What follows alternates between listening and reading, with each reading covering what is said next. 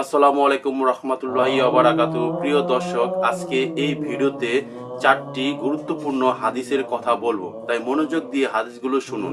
1 নম্বর হাদিস হচ্ছে গিয়ে 7টি বিষয়ের উপর যদি আপনার ঈমান না থাকে তাহলে কিন্তু আপনি কাফের। কোন 7টি বিষয়ের উপর ঈমান না থাকলে কাফের সেটা আলোচনা করব। 1 নম্বর হচ্ছে গিয়ে আল্লাহর প্রতি বিশ্বাস রাখতে হবে। 2, ফেরেশতাদের প্রতি বিশ্বাস রাখতে হবে। 3, কিতাব সমূহের প্রতি বিশ্বাস রাখতে হবে। 4, নবী ও রাসূলের প্রতি বিশ্বাস রাখতে হবে। 5, আখিরাতে বিশ্বাস রাখতে হবে। 6, প্রতিটি কাজে ভালো মন্দ যাই হোক না কেন তা আল্লাহর পক্ষ থেকে হয়, তার প্রতি বিশ্বাস রাখতে হবে। 7 হচ্ছে গিয়ে মৃত্যুর পর আবার পুনরায় জীবিত হব। প্রিয় মুমিন মুত্তাকিন ভাই ও বোনেরা, এই যে বিষয়গুলো বললাম, এই বিষয়ের প্রতি যদি আপনার ঈমান না থাকে তাহলে কিন্তু আপনি কাফের। এখন আমরা আরেকটি হাদিসের কথা জানবো।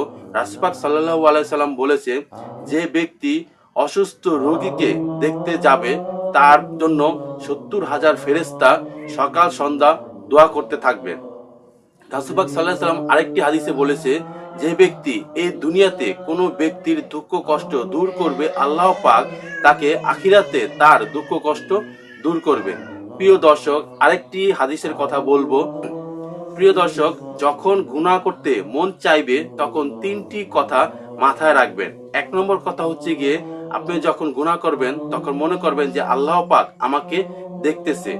2 নম্বর কথা হচ্ছে গিয়ে মনে করবেন যখন আপনি গুনাহ করবেন তখন মনে করবেন যে ফেরেশতারা সেই গুনাহগুলো লিপিবদ্ধ করতেছে।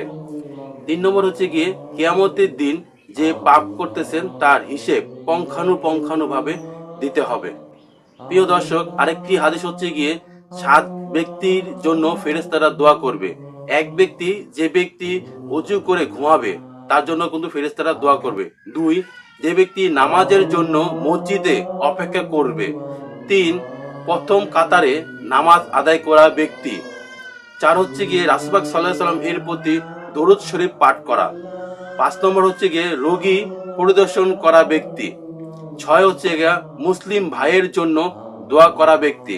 7 হচ্ছে কল্যাণের জন্য দান সদকা করা ব্যক্তি। এই 7 ব্যক্তির জন্য ফেরেশতারা দোয়া করতে থাকবে।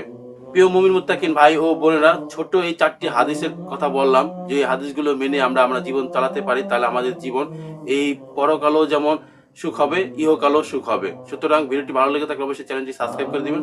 আসসালামু আলাইকুম রহমতুল্লাহি ওয়া বারাকাতুহু।